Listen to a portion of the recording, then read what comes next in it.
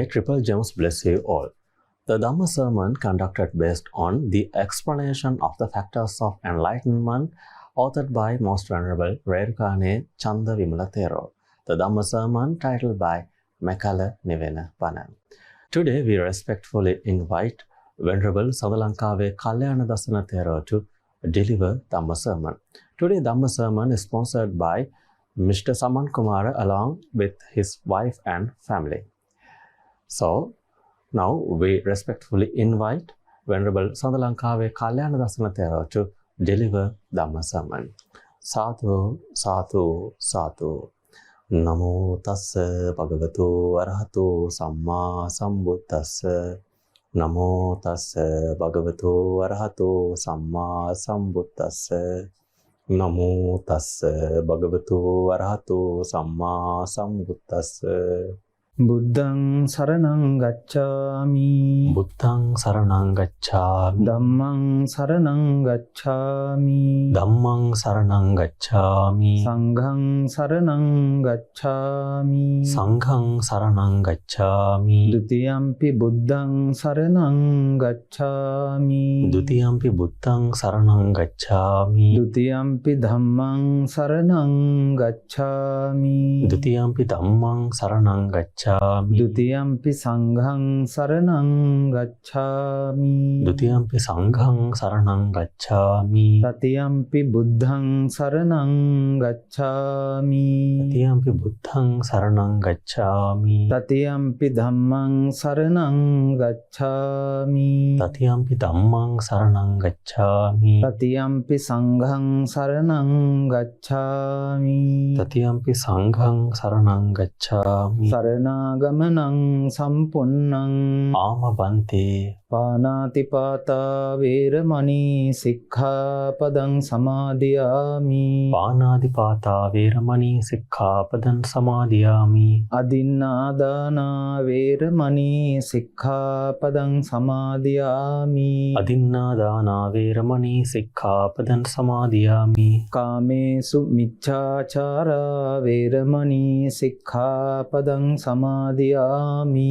Kāmesu miccāchārā vēramaṇī sikkhapadan samādhiyāmi. Musāvādā vēramaṇī sikkhapadan samādhiyāmi. Musāvādā vēramaṇī sikkhapadan samādhiyāmi. Surāmēraya majjapamādaṭṭhānā vēramaṇī sikkhapadan samādhiyāmi. Surāmēraya majjapamādaṭṭhānā vēramaṇī sikkhapadan samādhiyāmi. තිසරණේන සද්දින් පංචශීලං ධම්මං සාදුකං සුරක්ඛිතං කତ୍වා අප්පමාදේන සම්පාදේ තබ්බං.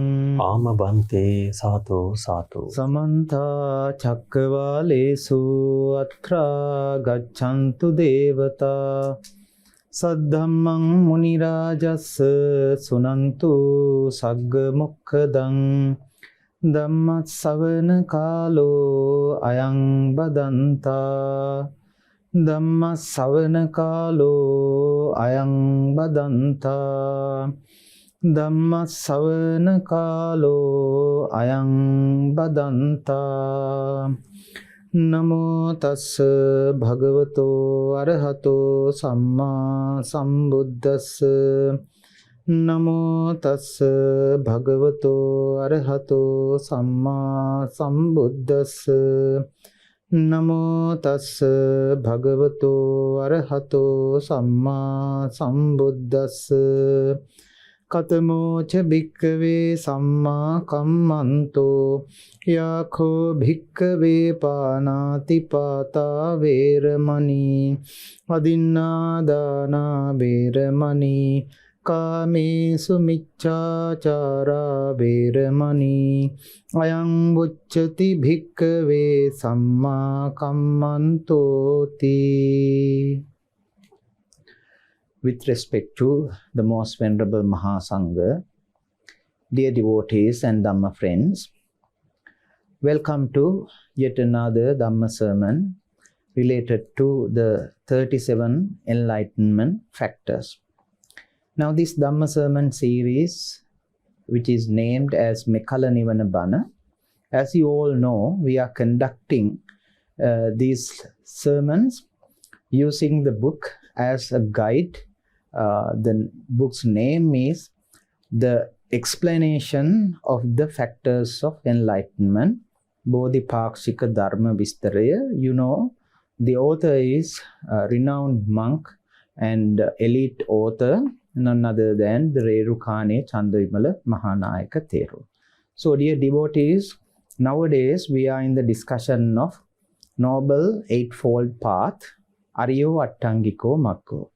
So, in previous Dhamma sermons, we have discussed certain information or facts related to the Samma Ditti, right view or right understanding, Samma Sankappa, the right intention, then Samma Vacha, the right speech. So, few more to cover. So, today's main topic is Samma Kammanta. In English, we name it as right action. So, dear devotees, now before you start the listening of this Dhamma sermon, you have observed the 5 precepts. So, they are the first 3 precepts, Panatipata Veramani, Adinnadana Veramani, and Kamesu Michachara Veramani. Those are the right actions. Veramani in the sense refrain from or abstaining. So, this abstinence from killing living beings, stealing, and also sexual misconduct. So, that is what we call right action. Other way around, dear devotees, what is wrong action then? Killing beings or killing living beings and stealing what is not given. And also, if someone do some sexual misbehaviors, that means the particular person or that individual is practicing the wrong action. So, in day-to-day language or in day-to-day life also, we know there is, by convention, we know this is right and this is wrong. But now in here, dear devotees, now when it comes to the Noble Eightfold Path, so right action, it has a deep meaning. As Buddhists, we normally observe 5 precepts, Panchasila. Now, if I ask you a question from you, for you, this question is for you, dear devotees. Now, every day as Buddhists, we observe these Panchasila, 5 precepts. For how long you can protect them without, breaking those precepts? How long you can protect these Panchasila? Now, killing living beings, not only killing the human beings, but also starting from these, ants-like small creatures, then maybe in Sri Lanka, we have that the largest bodied animal on this island that is found all over the world. But this small island also is a habitat for the elephants. So, dear devotees, now starting from the tiny creatures like ants, and if you kill any kind of living being, maybe an elephant or maybe a human being, so then that is included under this pranagata or panatipata. So, killing living beings, now if you have this right action, you should not kill or harm these animals or creatures, including humans, even though your life is threatened. So, suppose now normally whenever the ordinary people observe or see poisonous snake, what is the immediate reaction or response of those people? Normally they kill that poisonous snake. So, dear devotees, now sometimes there are certain snakes or serpents that they are not venomous, But by looking or by considering they are venomous or very dangerous animals, now very innocent snakes are being killed. So that is, we are not given that right in order to protect our life. Now, I'm not talking about that the law of the country, but according to the doctrine, we believe on karma and the results, and karma and the consequences. So there are good karmas, good results, bad karmas, bad results. So we are not given the right to kill these creatures and the animals and also the humans. So simply a mosquito, no one punishes you by whenever you kill a mosquito or an ant or like tiny creature. But the thing is, don't forget that you have performed a bad deed, a bodily or physical deed that has consequences. By law, by the state law, that may be not a serious crime to kill an animal like chicken or a mosquito or like this. But there are fishermen and all. Now their life or livelihood is completely based on killing. But that there is no any punishment by the state law. But dear devotees, don't forget that for these kind of demerits there are consequences. So better to avoid killing living beings. So there are different stories. Even though your life is threatened, you should not kill others. So this is what we call right action. So this that is the first part of right action. Actually, when it comes to the right action, samma kammanta, all these bodily deeds what we can carry out by the body or physical body, by using our physical body.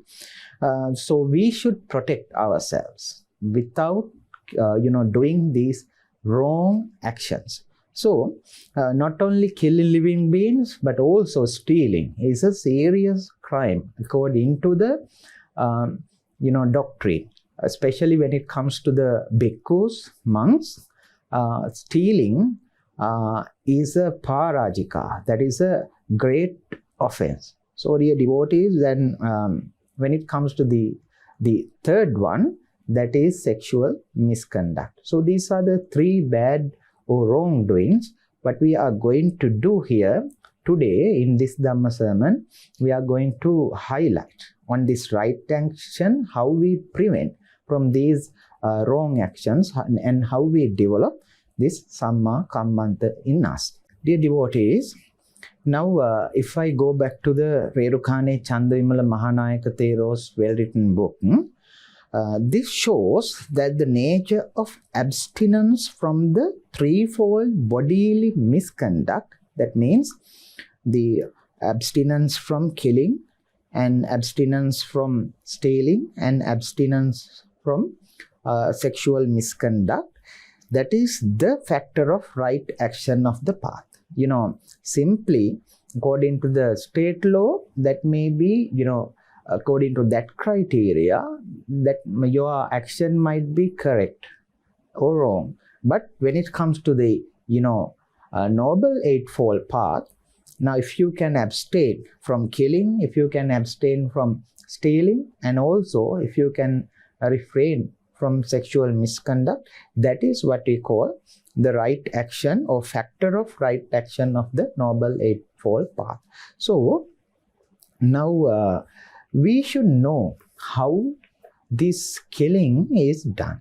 So there are some certain factors to be fulfilled when an individual carries out the killing. So that is not described in this the Rerukane Mahathero's book, the explanation of the factors of enlightenment, but more information is given in another book of the same author, that is the Bauddhayage Atpota, the handbook of Buddhists. So there, Rerukane Mahathero has explained what are the factors to be fulfilled in order to, carry out this crime or to make a killing. So there, Thero described, according to the discourses, there are 5 factors to be fulfilled in order to kill a certain being. That means now you might kill a certain, creature, but it may not generate a karma as, killing living beings, pranagata. So these are the 5 factors to be fulfilled so that that particular deed would be a karmic action. So the first thing is it should be a living being. Now, sometimes a person might, targeting a certain creature, but that is not an actual being. It might have already dead, or maybe, some puppet or something. So then, if it is so, there is no killing at all. The first thing is that the creature or the being should be living one. Then the second one, knowing it is a living being. So whenever you targeting that particular being, you should know that is living. First thing is it should be a living being, and you should also know that that is a living being. And the third factor, dear devotees, the intention to kill. Sometimes now unexpectedly, mistakenly, you might kill the beings. Likewise, now as you walk on the road or the path, in the walking path or somewhere, sometimes you might step on a small creatures like ants and tail ants like all. So then by a mistaken, if you kill without the intention, so that is not a killing. Dear devotees, there's a very famous phrase or very famous stanza preached by the Lord Buddha, Chetanaham bhikkhave kammang vadami. So dear devotees, there should be the intention. Intention means now, you should have that in previous Dhamma sermon, we have discussed about the right intention and the wrong intention. What is right intention? Nekkamma sankappa, avyapada sankappa, and avihinsa sankappa. When there is avihinsa sankappa, that particular practitioner does not perform the bad deeds like killing. Those violentful thoughts or violentful intentions are generated in a particular person's mind, then as a result, that person might be led to carry out killing or in violent or violentful action. So then this vihinsa sankappa, that is bad. So this intention should be there in order to carry out a killing. So then the fourth factor here is strategy to kill. We should have some kind of a way or method to kill certain creature. Simply, let's take in which offense or in which killing you get more and more bad karma, whether while you are killing a mosquito or a chicken. When with compared to the killing of a mosquito, you have to do more effort to kill a chicken. So when the body size of the animal is quite larger or greater with compared to the small creatures, now strategy or that you should plan to kill that particular type of animal. So whenever a particular person, ordinary person, is planning to kill a human being, he should plan, or that strategic plan should be already well and developed. Why? It is not easy to kill a human being. There's a state law, so that you have to get rid from that punishment. And also normally according to the news and all what we have watched, whenever there is a crime happen, most of the times secretly that killing is done, especially for the human beings. So then why that strategy is very, very strong to kill a human being with compared to a small creature. So then dear devotees, now take this as serious thing. Why? By tapping on a mosquito, you can kill it. So it is not considered as a great offense according to, with compared to the killing of a human being. Why? To kill a human being for a let's take prolonged period, a substantial amount of time, you have to plan it, you have to take all these requirements. Now you have to prepare the weapons and all, and secretly you have to plan this, you need to get the support from the others. Likewise, now this strategy takes much amount of time and also the energy and courage. So dear devotees, when you plan and when you get the support from the others, when you try to hide that crime from the police and all the authorities, so throughout these actions or activities, throughout the whole series of events, you have bad intentions and bad volitional thoughts in your mind. Each and every bad consciousness has bad consequences, so bad results. So dear devotees, now that's why by killing a mosquito, it is not a very, very grave or great sin, but to kill a human being, the strategic plan should be very strong. So with compared to the killing of a mosquito, the amount of sin or demerits collected is very high when you plan a quite large-bodied or well-developed animal like human beings and the elephants and all. So dear devotees, however, with compared to the elephants, the human beings and the tigers and all, large-bodied animals, mosquitoes also helpless. Why? Now, according to our doctrine, these all the creatures who have these sensations, now once they in their previous lives, now they should be human beings in their previous lives. Throughout this sansaric journey, once we have born as mosquitoes, now as cows and dogs and the elephants and as well as the human beings, alternatively we have been born in these realms, in different realms throughout this sansaric journey. So now whenever you are killing a mosquito, sometimes in that particular being's previous life, it might be your own pet or your loved animal lived in your same house.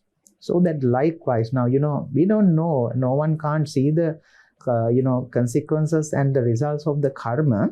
Only Lord Buddha and the other Theros, great arahants, could see them. But the thing is, now we should have this compassion. Especially always you have to develop this avihimsa sankappa. Whenever there is a bad intention arises in your mind in order to kill, so think that now this creature in one of my previous life, now he or she or that particular being would have been my parents or would have been my brother, would have been my siblings. Likewise, now all of us have to have this kind of mentality so that easily we can overcome that bad unwholesome thoughts. So then that is the fourth thing, the strategy to kill. Then the fifth factor to be fulfilled, death occurring due to such strategy. So these are the factors of pranagata karma. So dear devotees, in order to become a karma pata or karmic action. So these 5 factors should be fulfilled. If I repeat, first thing is it should be a living being. The second one, knowing it is a living being. Third one, the intention to kill. Fourth one, strategy to kill. And finally, the death occurring due to such strategy. So those are the 5 factors to be fulfilled in order to create a karmic action, the pranagata karma. So, dear devotees, we all love ourselves. So that means now, I am highlighting this, I have told you earlier as well. Now we don't have rights to kill others, especially not only the human beings, but also all the other creatures have their own life. And certain creatures now, they have very small lifespan with compared to our lifespan. We normally live around 80 years or sometimes above 80 years. But certain creatures, according to their life cycles, now very short period of time they are going to live. So then it is our responsibility and it's our duty to protect this diversity. There are certain animals nowadays, now they are threatened.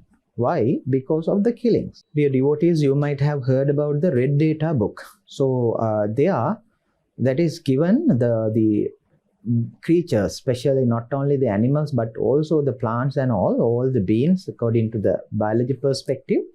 They have listed out the certain animals, they are endangered and threatened, they are vulnerable. Likewise, now all the creatures, especially small ones, they are very vulnerable for to become a victim or to become a prey of other creatures. Now this Tirachana Yoni or Tirisan realm, or simply we can say animal realm.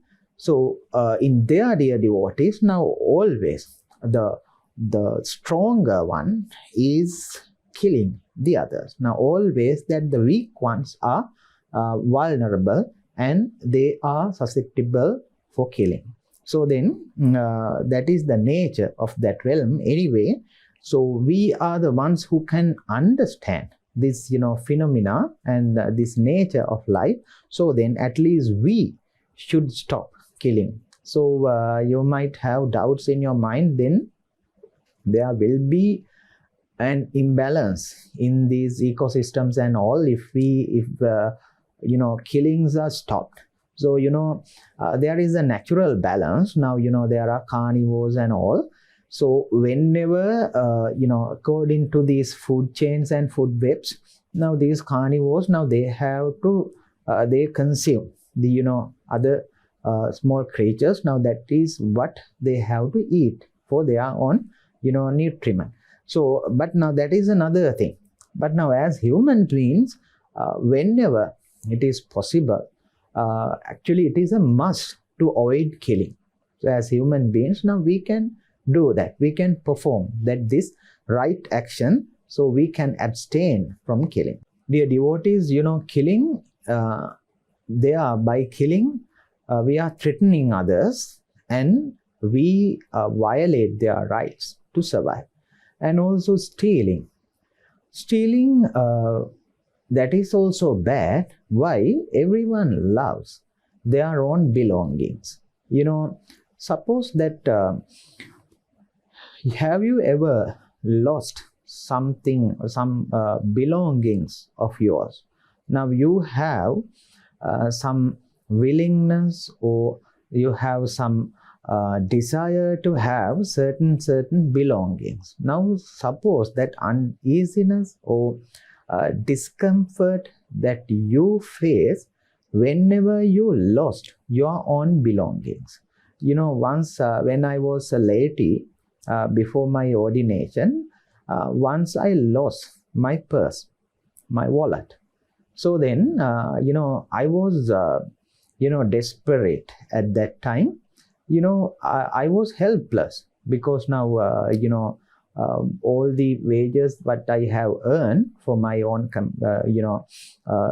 consumption, and also I had to pay the course fees and all. So I was totally, desperate, and I was lost at all. So then, fortunately, after I still remember that story. I have dropped my wallet in the bus. But anyway, then after getting off the bus, only I remembered and I noticed that I have lost my wallet. But fortunately, after 10 minutes later, another person came to me and asked at that time, "Brother, have you lost something?" So then I told him, "Brother, I lost my wallet." So then, I still remember that incident. The person gave me my wallet and checked, are there any missings? So then actually I thanked him a lot. I got a great relief at that time because I was completely lost my mind, because now that was the only, at that time, we were not doing much earnings, but anyway, that was the only thing I had to spend for that whole month. So then, fortunately, I was very fortunate at that time. The person gave me my purse back, or the wallet back. So I got a great relief, because now otherwise I had to struggle more and more to find more money. So dear devotees, now this is what happens whenever I'm not telling about you, but there are bad people in the society, though these robbers, and they steal. They not only the money, but I have heard some stories. Now some robbers, these bandits, now they steal from the temples even. In the temples now, that properties and all these goods and all, those are not belong to the at least for a single monk. So that is for the whole Sangha Sasana. So then if you are stealing from the temple, if someone is stealing from the temples, now that is a bad sin.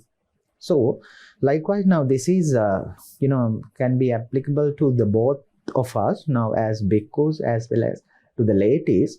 Even bhikkhus, even the monks, now they can't use the all these things found in the temple as they want. Always they have to ask from the other monks and other bhikkhus, and with that permission only they are allowed to use those certain things found in the temple, especially these what we call parishkara, what is given by the lay devotees.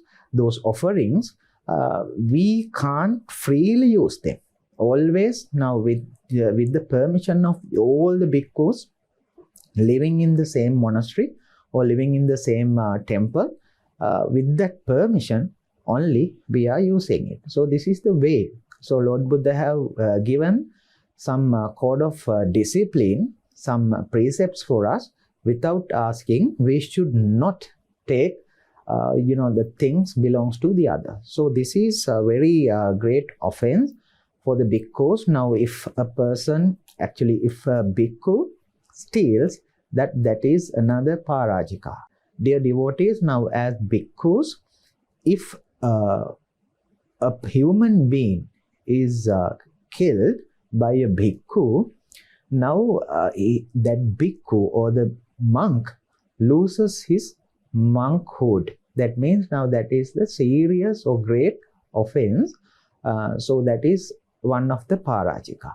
And also stealing, that is the same type of great offense. The stealing, if a monk or a bhikkhu does it, he loses the bhikkhuhood or monkhood. So that is the limit given by the Lord Buddha. So that there are some certain things that we have to consider. But anyway, stealing is a very bad offense. So then likewise for the killing living beings, now in the handbook of the Buddhists written by the Rerukane Chandavimala Mahanayaka Thero, there are certain factors needed to be fulfilled in order to perform that bad karma of stealing. So Again, there are 5 factors. The first thing is being the property of another. Now, you should know that the person who are conducting that bad deed, that person should know that property is belonging to another, not him or her. So, then being the property of another, that is the first thing. And the second factor is knowing that it is the property of another. Then willingness to take it, that you should have some willingness. So you should have some, liking to take it. Then devising a strategy. Likewise, now in order to kill a particular being, you should have a strategy. The same manner, for stealing also, you should have a strategy.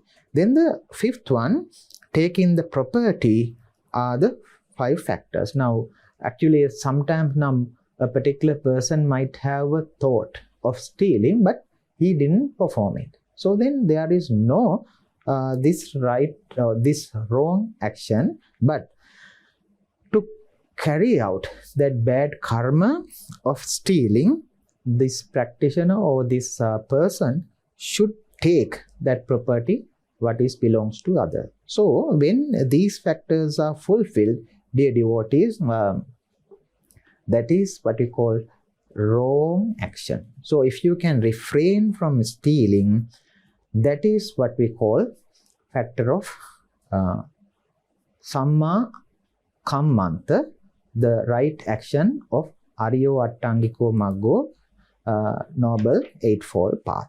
So the last one is the sexual misconduct. So there also we should know, as ladies, what is given, the precepts, Kami Sumichachara Veramani. Having sexual relationship with your spouse, that is not what is mentioned here. There are certain misbehaviors in the society, adultery especially.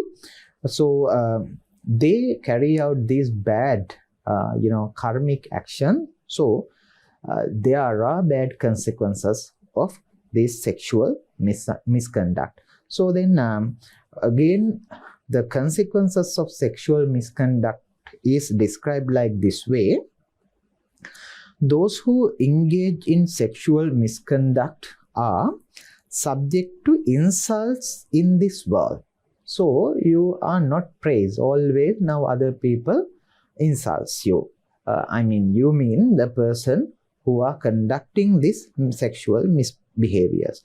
Then sometimes meets with death due to attack by the others. There are certain times, now we have watched certain news, because of this, sexual misconduct, sometimes they are being killed and punished by the others whenever they caught up.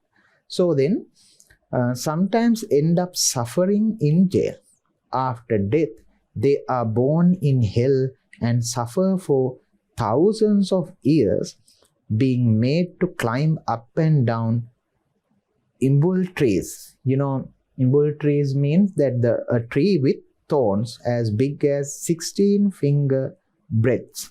After escape from hell, are born in the animal world and suffer instant death and conception. So when born as humans, become males are born as females, becomes disfigured, become unpleasant to people, will have many enemies, will be prone to illness. So these are the bad consequences or the consequences of sexual misconduct. So dear devotees, now we have given a precious life. So we should know the importance and significance of this precious life. So if you are conducting any of these 3 kinds of wrong actions, now this is the time you should select the right path, the Noble Eightfold Path. So, it is easy to carry out a demerit or demeritorious deed. it is easy to kill a mosquito or a cockroach, but in order to prevent killing, you should have the much of energy, much of right intention, the right view. If you have the right view, then you have the right intention. Then you have the right action. So without right intention, dear devotees, there is no right action. So here today we have highlighted the right action, samma kammanta. So there are three actions normally we carry out bodily or physically. Now in order to attain the supreme bliss of Nibbana, we should practice this right action. You should abstain from these three kinds of bodily deeds. So that is very much conducive for the attainment of supreme bliss of Nibbana. So the dear devotees, one thing lastly I need to mention, we have been killed. We have killed certain creatures and the beings throughout this sansaric journey. We have done stealing, and we are also being robbed. And another thing, we have done many more sexual misbehaviors in previous lives or maybe in this life.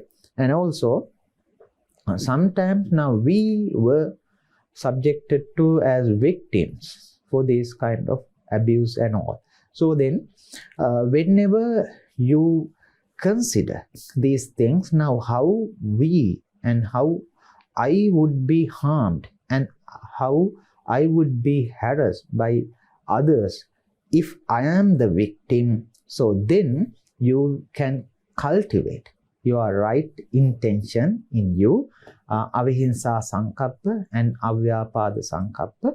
So then with that right intention, you can protect others, you can treat others well, you can stop killings, and also you can prevent the killings from the of others. Now if you can prevent your friend or your peer groups from killing, so then you become a noble friend, Kalyanamitra, to the other. The same manner, if you stop stealing, and also you should not order the stealing, you should not always support the stealing, and also if you can prevent others from stealing, then dear devotees, that is a must. That is the right way of living, and that is the right action, samma kammanta. So having said that, let's wind up today's Dhamma sermon. Now dear devotees, we have discussed with you samma kammanta, right action. They are abstinence from killing living beings, abstinence from stealing what is not given, abstinence from sexual misconduct. So those are the three factors that we have highlighted today. So then it is up to you. Now you should not perform these bad actions. Always you have to select the right action, right path. So that's how you can develop the Noble Eightfold Path. So with the merits that we have collected today by listening to this Dhamma sermon, let's transfer all the merits that we have collected to our contributors. In recognition of this noble act, heartfelt contributions have been made by Mr. Saman Kumar of Gampaha and his wife Mrs. Champika, their daughter Harshani. May Mrs. Champika, who is currently unwell, be blessed with a swift and complete recovery. May every member of the family be free from illness and enjoy strength and vitality. For the full recovery and lasting health of Mother W.M. Somavati and Mother Jayavati, who are presently ailing, we extend our blessings to them. And may Mr. Dinesh Saparamadu and his entire family be blessed with robust health. Furthermore, may the Senate Group of Companies Colombo 7, Apigo Company and Aplova Company thrive and prosper. May the abundant merits accumulated through this noble deed be dedicated to all your departed loved ones, the late A.L. Somapala, A.L. Vasanta Kumara, KDG Saparamadu, Aryavati Saparamadu, may they all attain the supreme bliss of Nibbana. May peace, wellness and happiness illuminate your lives always. May the noble triple gem bless you all. Akasatta Jabummatta Devanaga Mahiddika Punyantang Anumoditva Chiranrakkantu Sasanam. Akasatta Jabummatta Devanaga Mahiddika Punyantang Anumoditva Chiranrakkantu Desana. Akasatta Jabummatta Devanaga Mahiddika Punyantang Anumoditva Chiranrakkantu Mamparanti. Abhivadana Silissa Nichang Vadda Pachayino Chattaro Dhamma Vaddanti Ayuvanno Sukhambalang Ayurarogya Sampatti Sagga Sampatti Mevacha Ato Nibbana Sampatti Minate Samicchatu.